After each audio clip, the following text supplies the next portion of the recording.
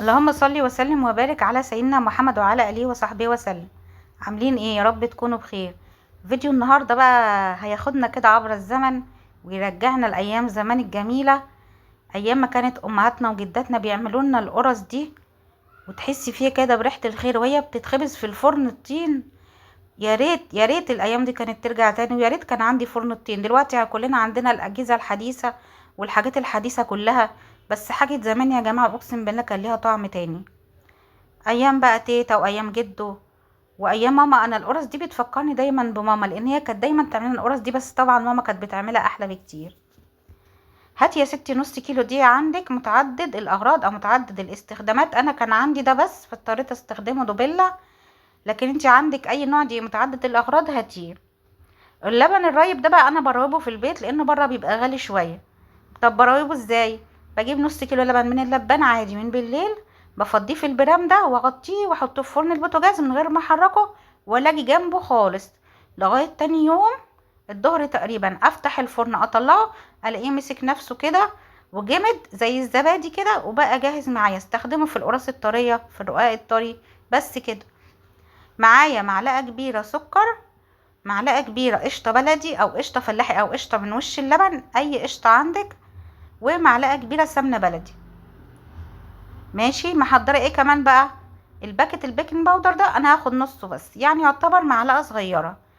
الباكت الخميره ده هاخد نصه برضو، لان الباكت ده فيه 10 جرام وانا هعمل نص كيلو فهاخد نصه، يعني يعتبر 5 جرام. ورشه الملح ما تنساهاش في كل المخبوزات اللي بتعمليها. هاتي يا ستي البوله بتاعتك وانزلي بيها بايه بقى. هنقلب كل المكونات السائله الاول مع بعض، اللي هو السكر، الخميره، الزبده، القشطه.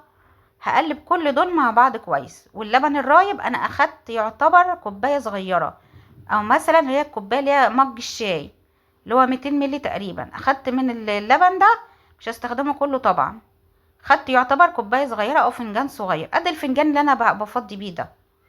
هنزل بقى بالقشطه وبالسمنه البلدي وباللبن الرايب، كل المكونات السائله دي مع بعض الاول. انا يعتبر خدت معلقه كبيره بس مليانه سمنه بلدي، ومعلقه كبيره قشطه واللبن الرايب والسكر والخميره والبيكنج باودر.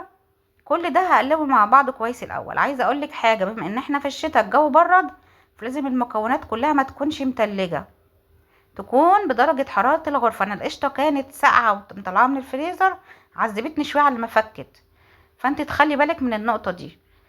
خدت نص باكت الخميره. طبعا تكنيك الخبز في الصيف غير في الشتاء، والشتاء غير الصيف. الشتاء بيحتاج ان الحاجه تكون دافيه شويه عشان العجينه تخمر معاكي وتقوم معاكي بسرعه، ما تاخدش وقت كتير.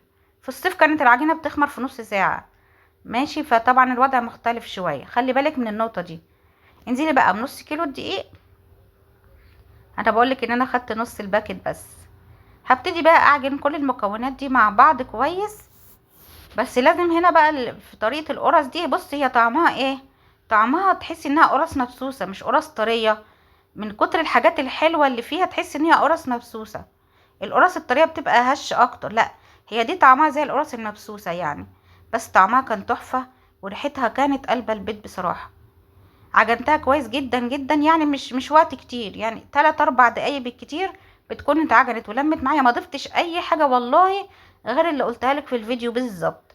لما بضيف حاجه او بقلل حاجه بقولك عليها عشان ما تتفاجئيش وانتي بتشتغلي. غطيها بقى وسيبيها في مكان دافي تخمر. اما تلاقيها تخمر بقى وتعلى معاكي، يعني مثلا حسب بقى ما انتي مدفيه لها المكان بقى. بس خلي بالك انا غلطت حاجه هنا، انا غلطت هنا غلطه وهقولك عليها. كنت مستعجله ابص على العجينه ما خمرتش، ابص على العجينه ما خمرتش، عايزه اخلص.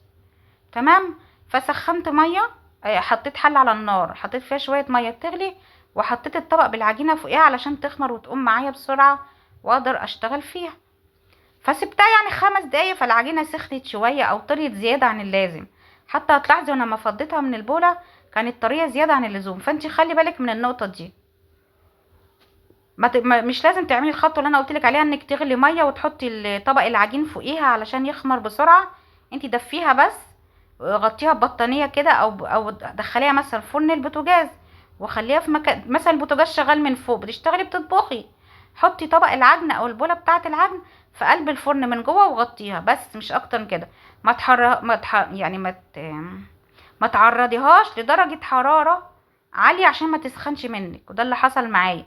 كانت العجينة هنا وانا بشكلها كانت طرية زيادة عن اللزوم، فانا حبيت انبهك يعني للنقطة دي. انا بقولك على كل حاجة عشان لو اول مرة تعملي ما تغلطيش وما تبقيش محتاسة، وتبقى كل حاجة واضحة قدامك. عملت الكمية كلها كده، كورتها وبططتها بالطريقة دي، وسبتها. هغطيها بقى واسيبها ايه ترتاح مثلا 30 دقيقة 45 دقيقة في مكان دافي. ماشي. بعد كده بقى هخبزها في فرن ساخن درجة حرارة 200، الرف الأوسط. بشغل البوتاجاز نار عالية والفرن يسخن كويس درجة حرارة 200. بدخلها الرف الأوسط وبتابعها، متاخدش وقت كتير، من 10 دقايق ل15 دقيقة. ممكن احتاج في الآخر اولع لها الشواية دقيقة واحدة بس، لكن انا يعني مش ضرورية. ممكن لو عندك مروحة في الفرن ما تحتاجيش ان انت تولعي الشواية. بس اهم حاجة تتابعيها وما تسيبيهاش كتير عشان ما تنشفش منك، هي كانت طرية جدا وتحفة. اهم حاجة ما تسيبهاش كتير في الفرن عشان ما تنشفش منك. يعني من 10 ل15 دقيقة بتكون اتخبزت وجاهزة. بص بقى الجمال والحلاوة، بص الروعة، كله في بلدي في بلدي النهاردة. اتمنى ان الفيديو يكون عجبك والطريقة تكون عجبتك.